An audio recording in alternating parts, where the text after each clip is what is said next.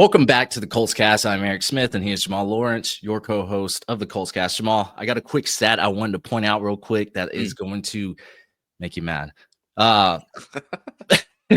PFF, contested catch leader since 2023.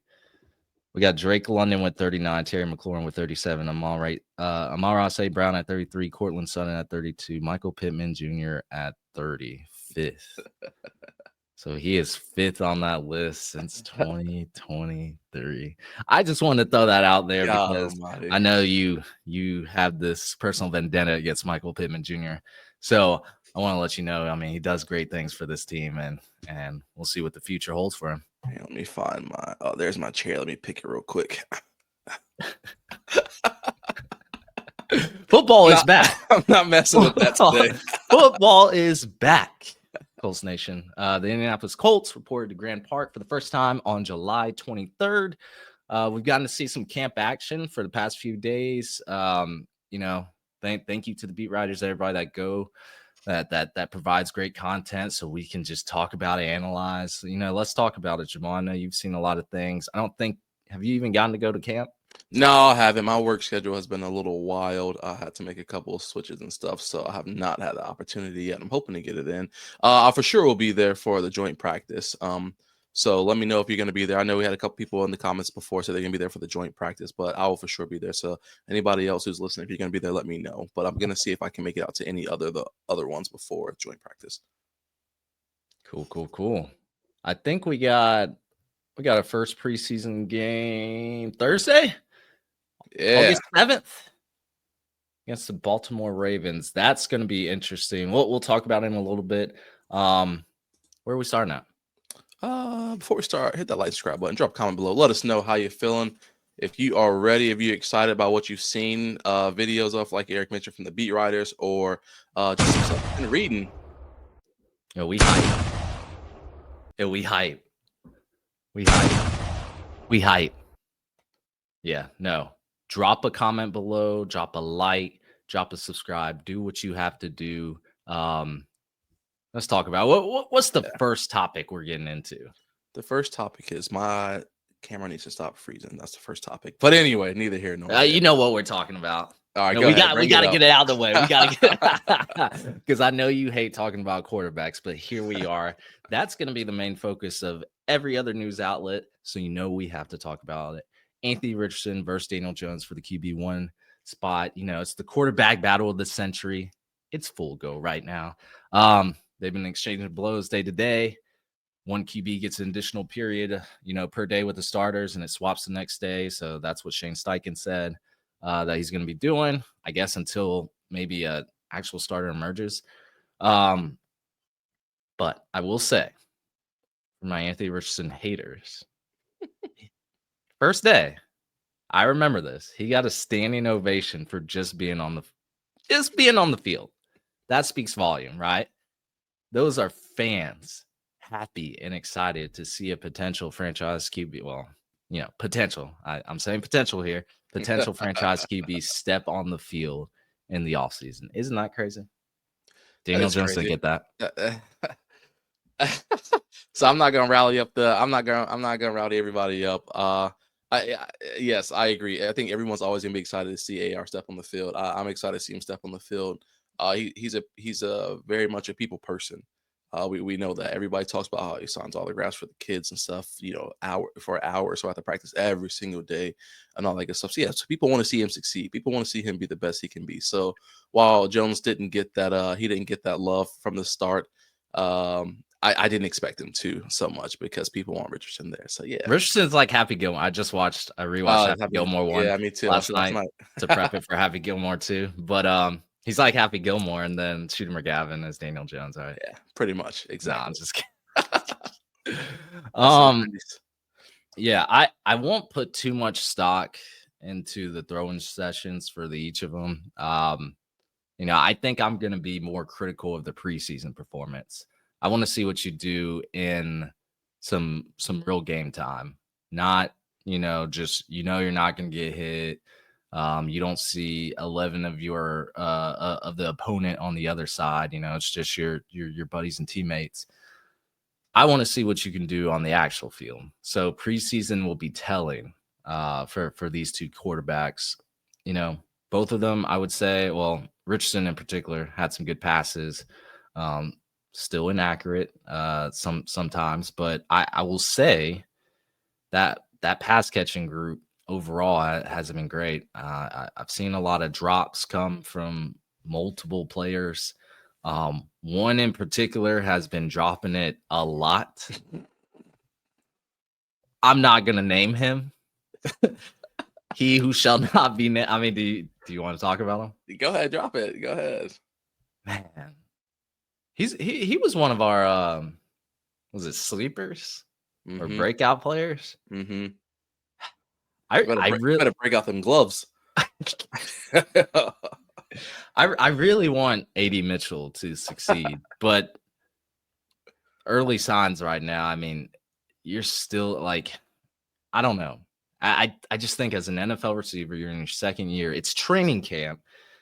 So the idea of you getting crushed and body slammed onto the field is not there. And you're still having these like concentration drops and things like that. It is worrisome. I will worry about that because this should be something routine. You should be able to catch the ball. So I get it. He can create separation at a high level, which is awesome. But what can you do when everything's not perfect? When the situation is not perfect, what can you do? Contested catch situation, little underthrown, little overthrown, got a guy coming at you that's about to barrel you down. I like those are some of the intangibles that I would like to see out of some wide receivers named AD Mitchell, because like I know he can get open. I think that's awesome. But what can you do if you're not open? You're not going to get open every single time. Yeah, I agree. And even if you do get open every single time, you're not guaranteed to be that first look, not guaranteed to be that second look. If you're not catching it, you may be that third look, and at that point, you're not gonna get the production value that you want no matter what. So yeah, it's a double-edged sword. So I definitely think we would like to see him. Everybody would like to see him focus more on that. I don't know what the mental block is for him. I'm not out there on the field with him. I don't train with him, so I don't know what his mental block is right now. But at some point, we got to figure out, hey, where do we stand? Because, like you said, this is a perfect situation where we're at training camp, where essentially, for what it's worth, and I know people are gonna say they're gonna downplay what I'm saying, but the situation doesn't matter. You're in the perfect situation right now to go out there and catch every single ball that's thrown at you. Not every single one, because not every single one. Yeah, but defense has been playing like, especially. Yeah, we'll talk about it. Yeah, we'll talk about. But you're in a situation to where you should be able to catch what's being thrown at you for what it's worth, because you are not. This isn't a 4th and 1 with the game on the line in the Super Bowl. Like it's just training camp. So get out there and put your hands up and try to catch whatever's coming your way. Yeah. But back to the quarterbacks, I think each of them they've done some pretty, but like I've seen one video where Daniel Jones throws a perfect spiral, like it was really pretty. I think it was tight. Yeah. I like, so these guys are balling out. There's not a QB1 name yet. It probably won't. I think this will be one of the ones that inch into the week 3, week 4 before a starter's named. I would expect, Riley Leonard to get some playing time as well.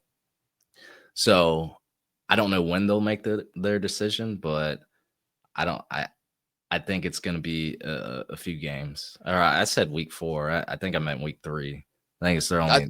You said week 3 and week 4. Yeah. So you said there's only 3 preseason games now. Which I see what you mean. Yeah. I see what you're saying. So I think Riley Leonard has to get his time, but I think Daniel Jones, Anthony Richardson, first, second, I think they'll be splitting reps those weeks. So we'll see.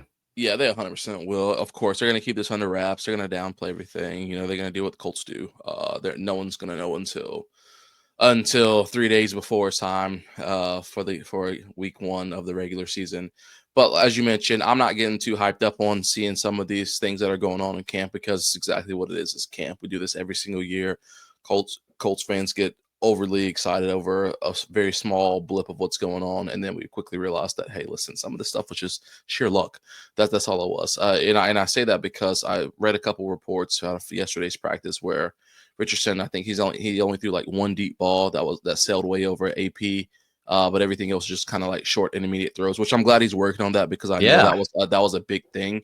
But I also just want to see I want to see consistent passes all the way around because I've seen some videos of some dimes he's thrown, but the same way like you mentioned earlier, I've seen some videos of some hella ugly throws that I'm just like, yeah, how are we not getting this? Like I think anybody can get out there and do that. Same with Jones though. I don't expect Jones to be perfect. Jones got picked off. We're gonna talk about defense like you said in a few minutes. So I don't put a lot of stock into what's going on right here just because it's the first week.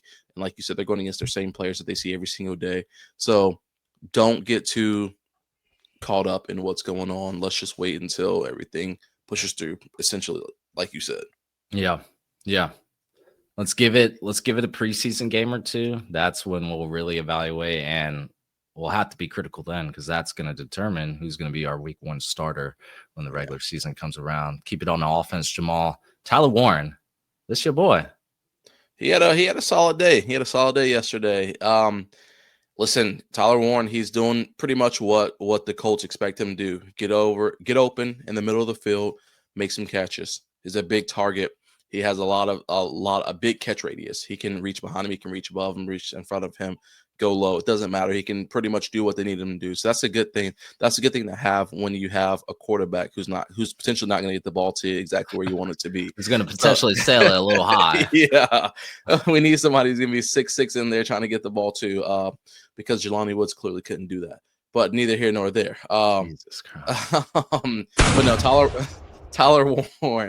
Tyler Warren is doing what we need him to do. He did, of course, he's just starting to wake up. I don't think he had too much going on the first couple of days of training camp. So glad to see that he's waking up a little bit. And I know he'll get pushed into this offense a little bit more. But I'm excited to see what they aren't showing us. Some of these routes and stuff that they're not showing us, or some of these motions and things that he's going to be getting put into that'll sneak in throughout the season. But I like just to see him getting his feet wet with what he needs to do by being a ball catcher for us. Oh yeah.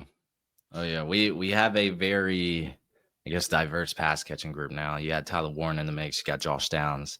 You got Michael Pittman. You got Alec Pierce. And Alec Pierce, I did see a clip where he was doing some foot drills. I'm not gonna lie, his feet look different. Like his footwork. Yeah. Yep. AP been out there grinding, man. Yeah. He getting that second contract, baby. Yeah. He get if he can run a route like that, like it's over. Might be next Justin Jefferson. All right. Tyler Warren. Yeah, hype these people up. Tyler Warren looks as advertised, though. I want to add anything to that. First round pick, lock in, day 1 impact. Kind of want to talk about the O-line a little bit. Bernard Ryman. Jamal, why haven't y'all given him an extension?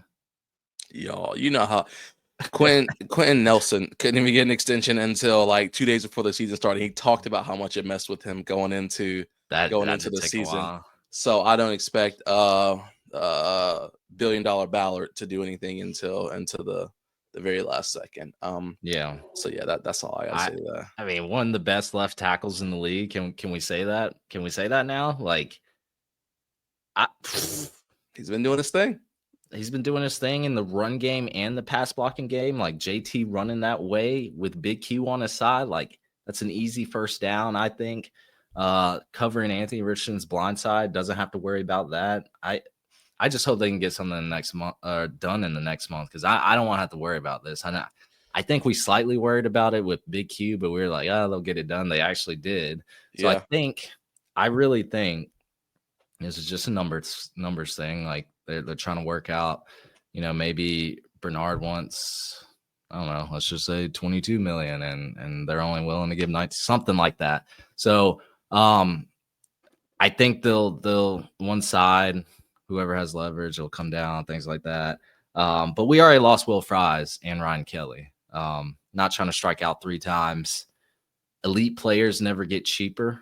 So like we've seen teams before kind of just wait and be like, we'll try again next year. And then the market goes up. Yep. And you sign him to a higher dollar contract. So pay him now, secure your left tackle position for the future, and move on. Agree. Just give him what he needs. Like you said, don't play around, because again, I mean, no one wants to go into the year. Obviously, You know, you don't want to. You don't know what's going to happen. So, and that's the reason why they don't want to pay some of these guys, because they don't know what's going to happen this season. They don't know if injuries and all that stuff, whatever the case is, which is fine. But at the same time, when you hear someone like Quentin Nelson talk about how it affected him going into the season, his thought processes of what's going on, that's your best offensive lineman, and they're talking about how mentally it was throwing their game off. I don't need our most important lineman at the left tackle spot to be having their game thrown off going into the season. So let's just get it done. Yeah, I've seen some interviews or what he said about the situation. He didn't seem that concerned, but yeah, that's only what he's saying on the surface. I can imagine any player has that at the back of their mind. All right, rounding out with defense. Our defensive back room upgrade. I mean, this used to be the plague of the Colts for a while now, but Charvarius Ward, he back. Justin Wally, day one starter. We talked about how we weren't sure. He's been starting since he's been starting training camp. He's been starting training camp. Hey, it's we Juju and Jaylon Jones. Hey, it's up to y'all to earn y'all spot. Justin Wally, maybe it's for the taking. He's been the starter in training camp. Why are we gonna switch it up now? Is Ballard the GOAT? Shut up. Yeah, people said he reached on him, and I was like, all right, well, let's see if he actually reached, or if everyone's big boards were actually wrong. So again, we're very early in training camp. He hasn't even seen a snap of action in preseason. Yeah, but we're hearing a lot of good things about Justin Wally. Shane Steichen has speaked highly of the day 2 pick. So it's I haven't seen Shane Steichen talk about someone like that before. So he's talking about he's a pretty damn good player. I'm excited. I've heard good things about him. The head coach saying good things about him. The defensive back room has been turning up so far in the first 3 days of camp. Like even Cam Bynum, I heard had a good day. Like all of these guys are having good days, which when that happens, I feel like it's kind of lopsided. Then you're like, oh man, what's wrong with our offense? Like, yeah. So, but maybe our defense will be the strong suit of the season. Maybe Anarumo is going to put these guys in a place where they can succeed. Wally could be that guy. I know Ward's that guy. Like we've seen him be that guy. I want to see Wally or Jones or Brent's. It's going to be hard to count on Brent's, but look, you never know. Comeback season could happen. Stay healthy, Jelani. Baby. No, Jelani hasn't played for the last 2 years. That ship has sailed. Brent's has actually played a few games, every so often. He's in that Anthony Richardson injury. Third year rookie contract, or third year. Yeah. He's on. He's still in his rookie year. His rookie year because he only played 14 games so far. All right. Anyway, keep going. At least he's played though, right? I mean, if you guys are still holding out on Jelani Woods after the Indianapolis Colts just spent a first round, the draft capital, first round pick on a tight end, you oh my god! So you guys gotta let that go. Like that. Woods is is he even practicing now? Yeah, I think he's out there practicing. I don't think he is. I just had to get you worked up on something, man. Let's get back to the schedule program. I don't think he is. He ain't practicing. He on the couch with me watching TV. Oh man. Defense though, yeah, I would say the strongest group has been the defensive backs, which is really good to hear. Yeah. Like I said, it's always been a struggle for the Colts when your DBs are getting burned. Like I've seen that meme of who was it? Dallas Flowers. Dallas Flowers, my man. Bro was leaping his way to the waiver wire. It's just like you're tired. Like I'll be playing fantasy. They'll be like, oh, they're playing the Colts. They give up 800 passing yards a game. It'll be good that we have someone sticky like Ward that can play press, that can play man. Like you have to have a really good corner to play man coverage at a high rate. Yeah. Like man is hard. Like you have to mimic the other player, the wide receivers routes. So you have to stick to them. You can't commit a penalty. It's tough. Like you have to have a high level player there. Ward can do that. Mm-hmm. So you can do that, take some pressure off your defense, and then if Wally can step in as that fifth defensive back, that fifth or third corner, because we know Kenny Moore is going to be on the field at a high rate. If he can sit there, or maybe Jalen Jones takes that next step up, whoever that guy may be, if we can have a stable corner room, a stable safety room, things like that, they all complement each other. Secondary is really good, gives defensive line a better chance of getting to the quarterback. I just think it all works in tandem. Yeah, I agree. I don't really need to add anything else to that. I mean, you painted that picture perfectly. The only thing I'll say is that I want the defense to continue to build that competition up because, as you mentioned, we always want to hear the offense having a good day or whatever the case is. But when we've had the years like we've had in the past where Gus Bradley kind of plays off that very soft defense, we get overhyped and we think that the offense is better than what it has been. So hopefully these guys are creating with this new crazy man coverage, this press coverage that they're giving them, that they are making the quarterbacks have to work harder, making the wide receivers have to work harder to actually learn how to break away and on their routes and actually challenge them rather than just giving them a 3-yard cushion window to get these dump offs going. So 3 yards, you being generous. All right, fine, you're right. Bradley had 12 yards. Gus Bradley had them boys 10-yard cushion on a 3rd and 3. You're right. You're like, fam, that's why we got deep safeties. Like, I don't know. I'm not a defensive coordinator. I you know what? I don't know ball. Hey, don't listen to me. But you know what we see on TV, it looked crazy. I don't know. That's just my opinion. Full disclaimer, because we got a lot of flack for our last episode being very ambitious, and I think we made that very clear at the start. These are the things that have to happen for the Colts to win the AFC South. Yeah, it's have to happen. And like JT has done that before. I was gonna try my best to not bring this up.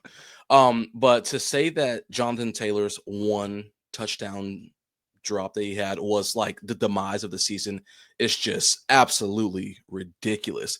We're not going to talk about missed field goals. We're not going to talk about drop passes. We're not going to talk about defense letting up 20, 30 points a game. We're not like, how in the world does all of this stuff happen? But JT having one small, big mistake, but one small mistake be the end all be all for the season. That's just wild to me. We're inconsistent quarterback play. I mean, you name it. I could probably go down the list of 14,000 things of what happened in this Colts season.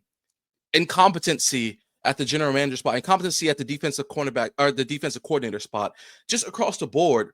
But one player having one drop was the reason the Colts didn't make the play. I just, yeah. Let's wrap it up, man.